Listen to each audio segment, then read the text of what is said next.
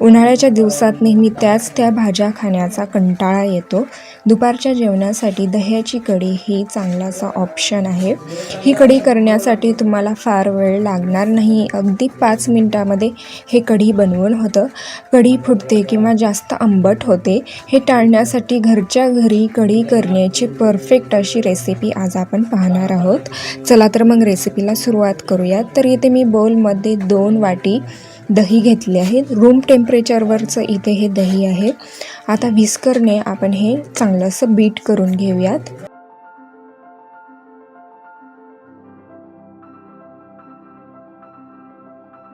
किंवा मिक्सरवर फिरवून घेतलं तरीही चालेल. तर इथे हे चांगलंसं बीट करून घेतले आहे. दही एकदम सॉफ्ट झालेलं आहे. तर अशा प्रकारे आपल्याला हे दही एकदम सॉफ्ट करून घ्यायचं आहे. आता यामध्ये पाणी घालूयात. तर इथे मी 1 वाटी पाणी घातले आहे. हे व्यवस्थित असं मिक्स करूयात. तर याची कन्सिस्टन्सी अजून मला जास्त असं घट्टसर वाटत आहे, त्यामुळे परत एकदा अर्धी वाटी पाणी घातले आहे. एकूण 1.5 वाटी इथे हे पाणी घातलेलं आहे. आता हे व्यवस्थित असं मिक्स करून घेऊयात.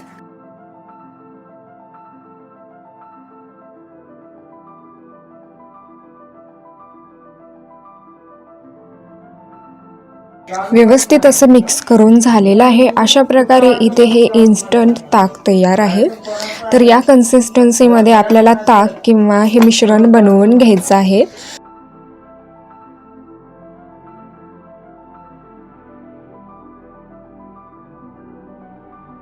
दही फुटू नये यासाठी आपल्याला एक मिश्रण बनवून घ्यावं लागेल.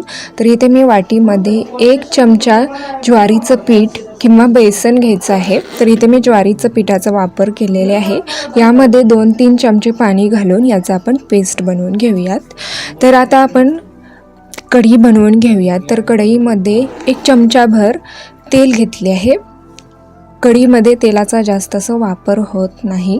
आता यामध्ये अर्धा चमचा मोहरी घालूयात, अर्धा चमचा जिरे आणि 7-8 कढीपत्त्याची पानं घालूयात. अर्धा चमचा चण्याची डाळ, 2-3 सुक्या मिरच्या घालूयात.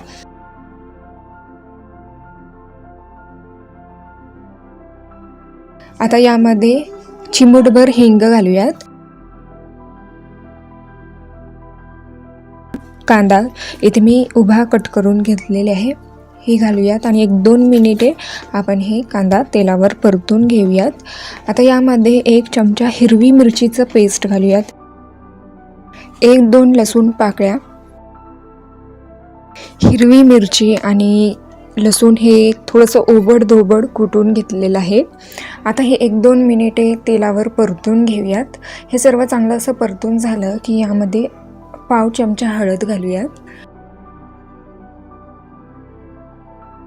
तर इथे हे 1-2 मिनिटे हे सर्व चांगलं असं तेलावर परतून घेतलेलं आहे. आता यामध्ये इन्स्टंट बनवलेलं ताक घालूयात.